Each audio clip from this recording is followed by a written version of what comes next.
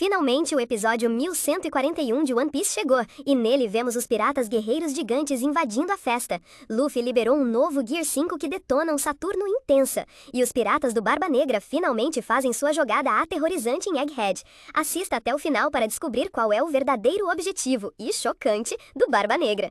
Certo, então o episódio começa com os gigantes invadindo a costa, e é uma visão gloriosa. Seu icônico navio viking, o Grande Eric, corta as ondas enquanto Dory e Brog, os lendários co-capitães, começam a dar ordens. Essas unidades absolutas, ambos com 160 anos e mais de 20 metros de altura, são conhecidos como o Oni Azul e o Oni Vermelho de Elbaf. E depois de ficarem presos em um duelo em Little Garden por mais de 100 anos, eles estão finalmente de volta à ação.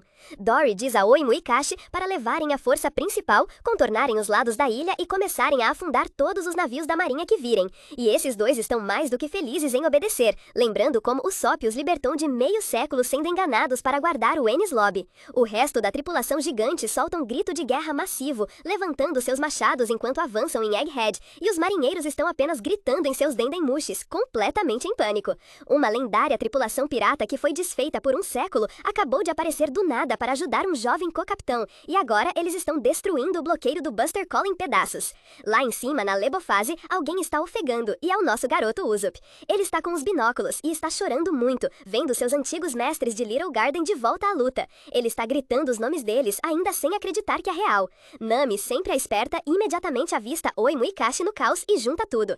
Eles devem ter ido a Little Garden para buscar seus capitães. Isso é um grande alívio para Usopp, que estava apavorado de nunca mais vê-los em Elbaf, como sempre sonhou. Edson está simplesmente chocado, primeiro pelo poder puro dos gigantes e segundo que os Chapéus de Palha de alguma forma têm amigos tão lendários. Ele imagina que a notícia do incidente de Egghead deve ter vazado e mesmo com o governo mundial tentando distorcer a história, os gigantes sabiam em quem confiar.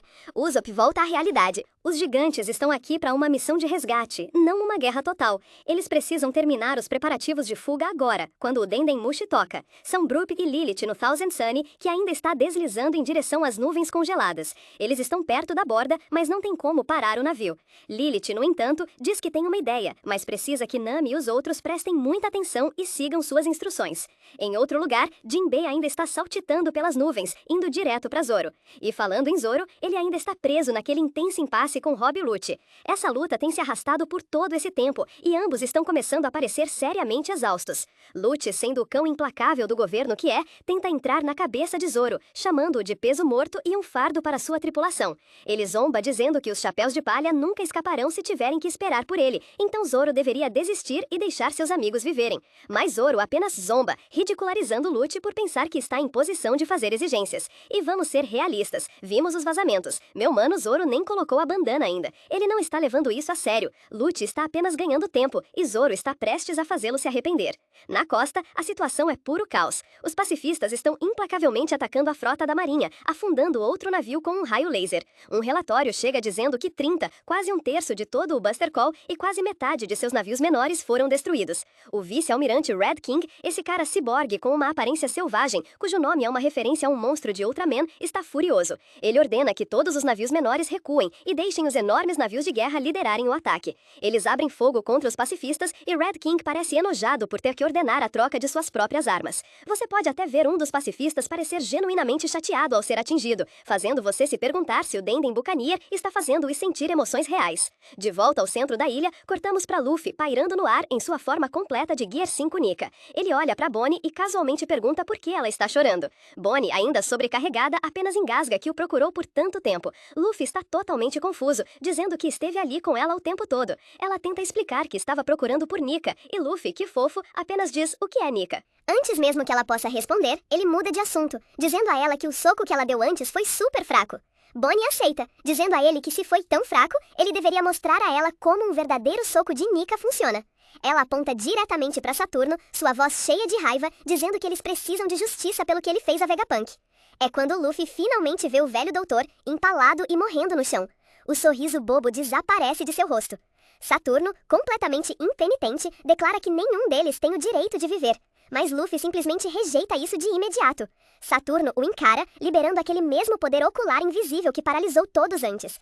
Ele atinge Luffy, jogando sua cabeça para trás e causando uma dor intensa, provando que esse poder estranho não é algo que o Gear 5 pode simplesmente ignorar de forma cartunesca, mas estamos falando de Luffy. Ele cerra os dentes e grita que Saturno vai pagar. Ele puxa os 2 punhos gigantes para trás e libera um novo ataque de nível divino, Gomu Gomu no Down Gatling. É uma tempestade de socos rápidos infundidos com haki que martelam impiedosamente o rosto de Saturno. O ancião não tem defesa, nenhum plano B, nada. Ele é simplesmente lançado pelos ares, quebrando prédio após prédio. A satisfação no rosto de Bonnie, Kuma e até Vegapunk diz tudo. E aí, segura essa!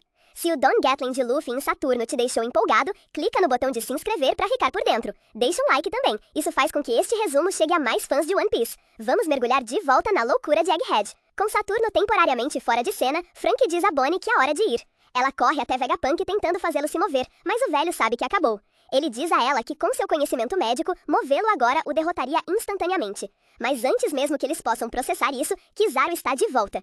Ele está flutuando acima deles, carregando um laser, seu rosto uma máscara de conflito. Ele sabe que tem que fazer isso, mas dá pra perceber que ele não quer. Ele fecha os olhos e atira, mas Sanji aparece do nada. Ele intercepta o raio laser com um chute, fazendo faíscas voando. Frank está pasmo, o queixo de Kizaru cai. Nunca vimos o almirante tão chocado. É como ver Luffy aguentar seu raio pela primeira vez. Sanji apenas diz, de boa, que o amor brilha mais que a luz, mas você pode ver que sua sobrancelha mudou para o padrão Germa 66. Suas modificações genéticas estão ativando.